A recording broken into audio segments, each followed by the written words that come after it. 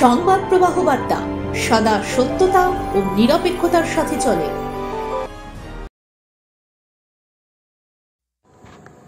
মানুষের উদাসীনতা হুঁশিয়ারির অভাবে সাধারণ মানুষই দিনের পর দিন অন্যায়কারীর কাছে শোষিত হয়ে চলেছে।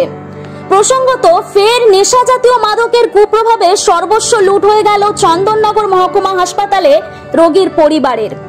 তথ্যসূত্রে জানা যায়, চন্দননগর হাসপাতালের কাছে কিংবা দূরে বসবাসকারী অধিকাংশ রোগীর পরিবার এই হাসপাতালে শারীরিক অসুস্থতায় ছুটে আসেন।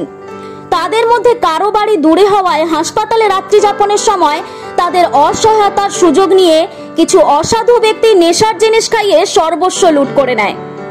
ওখানকার এক ব্যক্তিকে এ প্রসঙ্গে জিজ্ঞাসাবাদ করা হলে তিনি জানান, এতে সাধারণ মানুষেরও গাফিলতি আছে। হাসপাতালে মাইকিং করে ফোন, টাকা পয়সা সাবধানে রাখতে বলা হলেও তারা উদাসীন থাকেন কি করে? এছাড়া হাসপাতাল কর্তৃপক্ষের বক্তব্য, রোগীর পরিবার অচেনা মানুষের সাথে ভাব জমিয়ে নিজেদের মধ্যে গল্পগুজব খাওয়া দাওয়া করলে ও তার ফলাফলে চুরি বা ছিনতাইয়ের মতো ঘটনা ঘটলে হাসপাতাল কর্তৃপক্ষের কি করণীয়? মহসেলিম, আক্তার আলী, কিশোর প্রমুখ ব্যক্তির থেকে লুট করা হয়েছে বলে জানা যায়। বিষয়কে খতিয়ে দেখবার জন্য এই ঘটনায় তদন্তে নেমেছেন চন্দননগর থানার পুলিশ।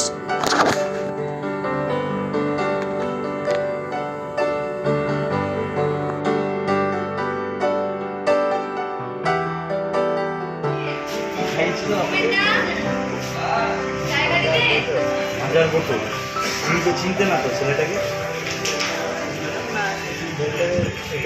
আলাপ হয়েছে তখন রাত্রিবেলা মোটামুটি কটার সময় হবে? দিনের বেলা কালকে দিনের বেলা নাম কি নাম কি আজকে দিনের বেলা কখন? নাম কি নাম কি হ্যাঁ বাড়ি ভাই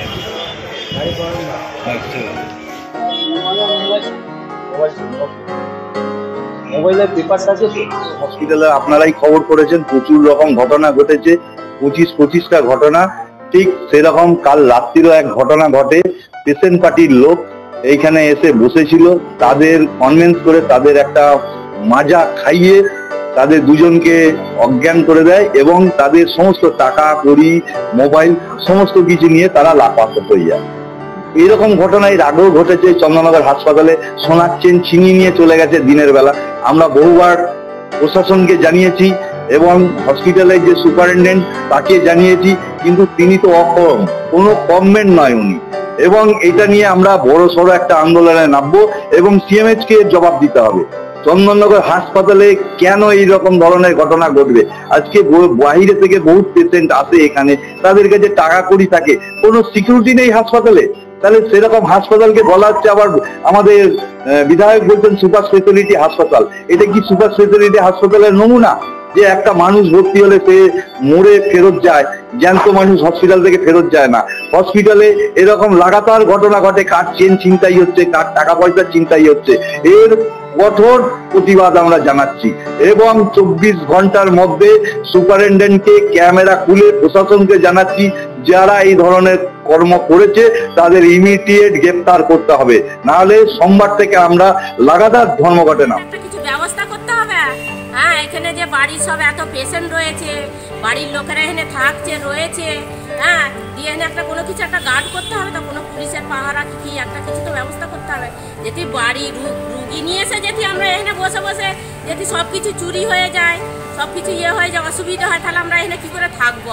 তাহলে সরকার তাহলে আছে যে এখানে কিছু একটা ব্যবস্থা। আগের পরে যেগুলো ওই সিসিটিভি ক্যামেরা যেগুলো, ওগুলো তো স্বাস্থ্যভবন থেকে ওনারা ডাইরেক্ট লাগিয়ে আমাদের মোটামুটি আমাদের পাহাড়ে যতটা হয় সামনে এটা ওইটা, এগুলো সব যতটা ম্যাক্সিমাম ধরা যায়। বুঝি হসপিটালে তো আইডেন্টিফাই হচ্ছে না, হচ্ছে না। বাইরের লোকেরা যেখানে চিকিৎসা করতে আসছে তারা তো আতঙ্কিত হয়ে যাচ্ছে। বাইরের লোক আরেকটা বাইরের লোকের সঙ্গে গিয়ে ভাব ভালোবাসা করবে, তার কাছ থেকে কোল্ড ড্রিঙ্কস খাবে, সেগুলো তো আর নিশ্চয়ই আমরা আটকাতে পারবো না, তাই না? চেনেই না, আমরা অচেনা লোকের কাছ থেকে কোল্ড ড্রিঙ্কস খাচ্ছি, আপনি খান আমি খাই, তাই না? তো লেখা আছে, বলা হচ্ছে, ঘটনাগুলো ঘটছে, টিভিতে উঠছে, নিউজে উঠছে, তারপরেও যদি পেশেন্ট পার্টি সতর্ক না হয় কিভাবে করবো? 2 দিন 3 দিন পরে একটা লোকের সঙ্গে 2-3 দিন পরে তার মানে তার সঙ্গে 2-3 দিন ওটা বেশি করছে, তার মানে একটা পরিচিত হয়ে যায়, তারপরে কাজটা এটা হতে পারে। ওই দিকটার জন্য লাগানোর জন্য পারমিশন বা এগুলো অতগুলো আমাদের 36টা ম্যাক্সিমাম দেখুন ব্যাপারটা কি, প্রত্যেকবারই তার ছবি আইডেন্টিফাই হচ্ছে, ধরাও পড়ছে, ধরা যে পড়ছে না তাও না, বলা হচ্ছে পেশেন্ট পার্টিকে আপনি এরপরে আপনি কি বলবেন। আর মানে পেশেন্ট পার্টি যদি সতর্ক না হয়, আপনি যদি সতর্ক না হয়, যতই আপনি ইয়ে করবেন কিছুতেই কিছু হবে।